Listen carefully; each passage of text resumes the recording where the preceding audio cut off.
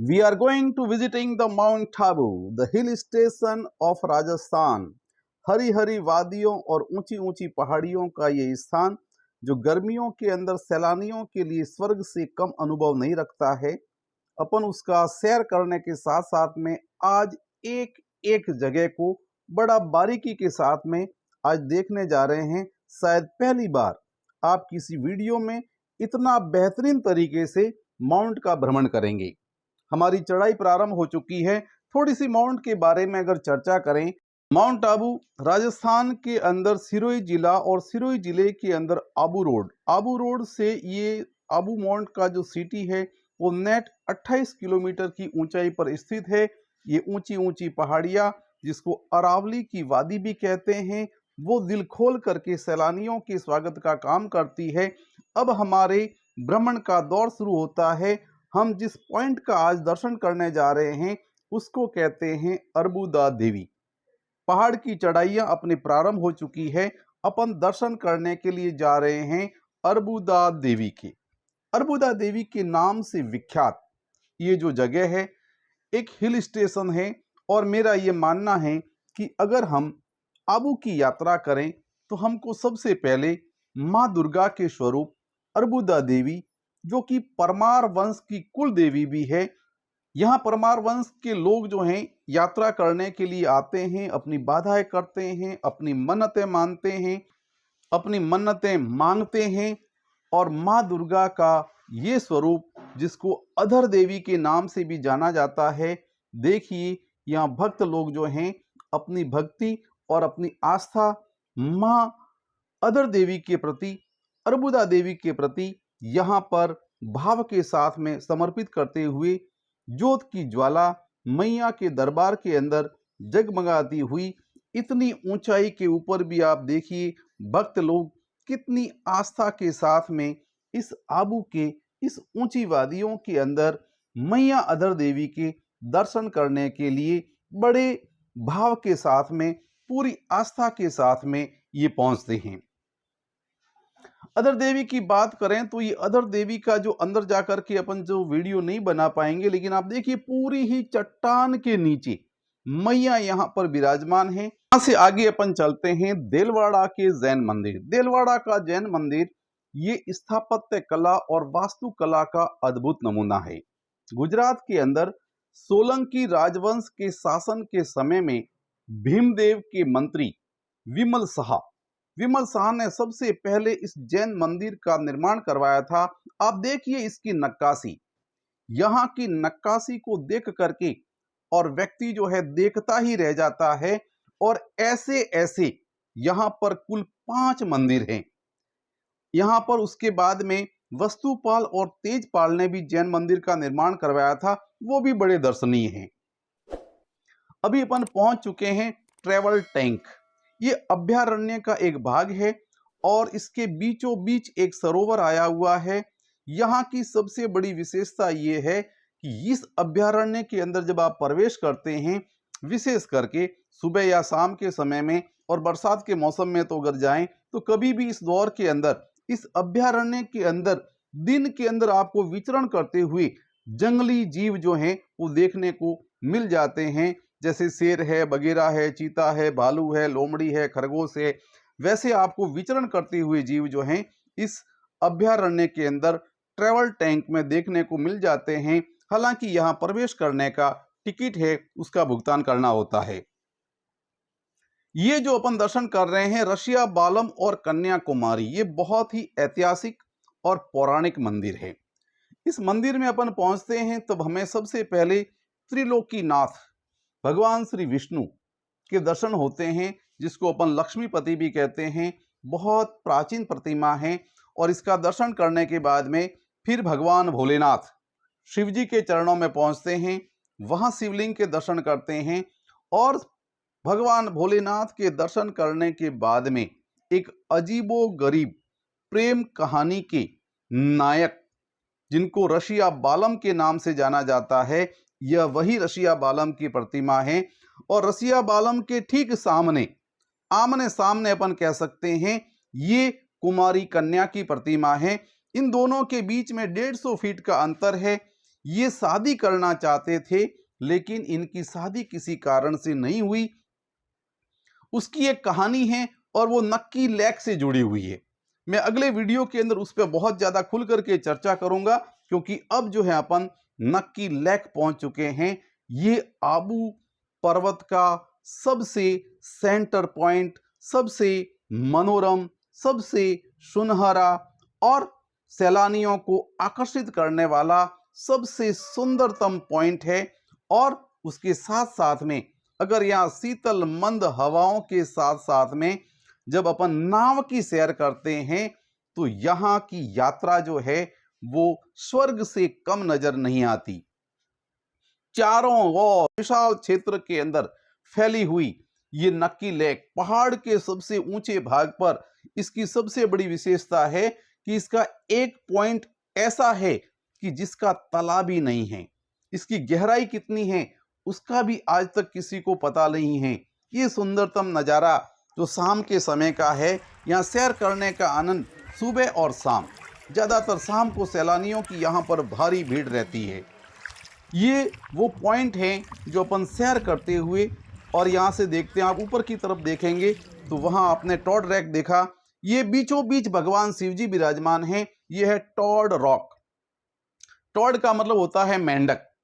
मेंढक के जैसी ली हुई ये आकृति आज की तारीख में ये सैलानियों के लिए हनीमून पॉइंट बन चुका है। लोग यहाँ पहुँचते हैं और इसका आनंद लेते हैं। और अब अपन पहुँच चुके हैं अरावली पर्वतमाला की सबसे ऊंची चोटी की तरफ। ये सामने जो नज़ारा है वो है रेडार का। गुरु शिखर की ऊंचाई की तरफ बढ़ते हैं। ये गुरु शिखर है जो अरावली पर्वतमाला की सबसे ऊंची चोटी, और इसीलिए इसका नाम है गुरु शिखर। सामने अपन जो देख रहे हैं वो नज़ारा, मंदिर के स्वरूप जो हमको दिखाई दे रहा है, ये है भगवान दत्तात्रेय। भगवान दत्तात्रेय के मंदिर का ये प्रमुख गेट है। और इसमें दर्शन करने के बाद में जब अपन निकलते हैं तो फिर अपनी यात्रा प्रारंभ होती है गुरु शिखर की ऊंची चोटी की तरफ, toppest point of the Aravalli. यहाँ तक कह सकते हैं कि सबसे ऊंचा शिखर। ये वहाँ पर एक टंकोर लगा हुआ है। सैलानी यहाँ आकर के और अपना फोटो खिंचवाते हैं। ये वो शिला है, जो शिला सामने अपन जो नज़ारा देख रहे हैं ये है वेधशाला, जहाँ पर ये टॉपेस्ट पॉइंट आ गया। वेधशाला के अंदर जो है वो विभिन्न प्रकार की गतिविधियों के विषय में यहाँ पर पूरी प्रायोगिक प्रक्रियाएं चलती रहती है। ये टॉपेस्ट पॉइंट है। ये गुरु शिखर का सबसे ऊंचला इलाका, ऊंचला पॉइंट, ये वो जगह है जिसको गुरु शिखर के नाम से जाना जाता है, अरावली की सबसे ऊंची चोटी। और इसके जब नीचे की तरफ देखते हैं तो यहाँ के नज़ारे देखने लायक है। एक एक आप बड़े शांति के साथ में देखेंगे तो यहाँ का दृश्य बड़ा अद्भुत नजर आता है। नज़ारे देखते ही बनते हैं। और इस यात्रा को खत्म करने के बाद में गुरु शिखर से अब हमारा सफर शुरू होता है। अब अपन चल रहे हैं अचलगढ़ की तरफ। बीच में आता है ये पीस पार्क। ब्रह्मा कुमारी के द्वारा बनाया हुआ ये पीस पार्क है, या म्यूजियम भी है, और अमरनाथ की गुफाएं भी यहाँ बनी हुई है, और शानदार गार्डन है। गार्डन हम सब का जहां मन मोहते हैं, वहीं इस यहाँ पर बने हुए म्यूजियम और इसके अंदर जो है अमरनाथ गुफा का पूरा दृश्य, दूसरा ब्रह्म कुमारी के द्वारा दिए जाने वाले शांति उपदेश, सब कुछ देखने को मिलते हैं। और अब हम पहुंचते हैं अचलगढ़, जहां पर अचलगढ़ का एक किला बना हुआ है। उस पर अपन चर्चा करें उससे पहले अपन अभी जहां पर खड़े हैं ये वो वहां का पार्किंग पॉइंट है। और सामने आपको जो गेट दिख रहा है वो गेट जो है वो जैन मंदिर का है। और अब ये जो नज़ारा देख रहे हैं, ये नज़ारा आप अगर गौर से देखेंगे तो सामने जो है आपको कुछ सांड कह सकते हैं, ब्लॉक कह सकते हैं, उनके कुछ नज़ारे हैं। इसकी भी एक बहुत शानदार स्टोरी है, इस पर भी अपन चर्चा करेंगे। लेकिन अगले वीडियो के अंदर अगर आप इन सब चीज़ों के बारे में बहुत गहराई से जानना चाहते हैं तो आप मेरे चैनल BS सोलंकी निम्बज को सब्सक्राइब करें, ताकि आपको आने वाले सारे वीडियो देखने को मिल जाएं और आप माउंट आबू के एक एक पॉइंट के बारे में बहुत गहराई के साथ में जान सकें। आगे की ओर अपन बढ़ रहे हैं, वही अचलगढ़ अपन बात कर रहे हैं। अचलगढ़ के नाम से विख्यात जो पॉइंट है, इसमें ये मंदिर है भगवान अचलेश्वर महादेव का। और ये शिवलिंग के अंदर आप देखिए, यहाँ इसको नुकसान पहुंचाने के लिए गोलियां लगाई गई, जिसका भी यहाँ निशान देखने को मिलता है। ये भगवान अचलेश्वर का मंदिर है। इसका दर्शन करने के लिए दूर दूर से लोग आते हैं। इस मंदिर की भी एक बहुत शानदार कहानी है। आप और हम सब ये जानते हैं कि भगवान शिव के मंदिर के अंदर शिवलिंग की पूजा होती है, लेकिन ये वो मंदिर है जहां शिवलिंग की पूजा नहीं होती। आप मंदिर के अंदर पहुंचेंगे तो वहां भगवान शिव ने अपने अंगूठे से इस अरावली पर्वत को हिलने से रोक दिया था, इसीलिए इसका नाम रखा अचलगढ़।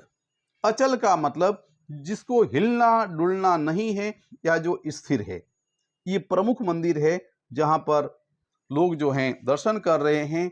हाँ, एक बात जरूर है, इस मंदिर को देख करके आपको भी ऐसा लग रहा होगा कि ये मंदिर ऐसा कैसा है, इसका विकास नहीं हो पाया है। इसकी भी कारण की वजह से मैं चर्चा करेंगे। अचलगढ़ से आगे की ओर लौटते हैं तो देलवाड़ा से ठीक देलवाड़ा क्षेत्र में यह है संत सरोवर का आश्रम। संत सरोवर का आश्रम शानदार आश्रम है।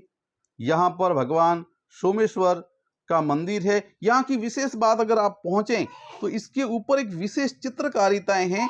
एक शिवलिंग का चित्र है, एक नंदी का चित्र है, और इनको अपन जब देखते हैं तो जिस दिशा से देखते हैं ऐसा लगता है कि उनका फेस जो है वो हमारे तरफ ही है।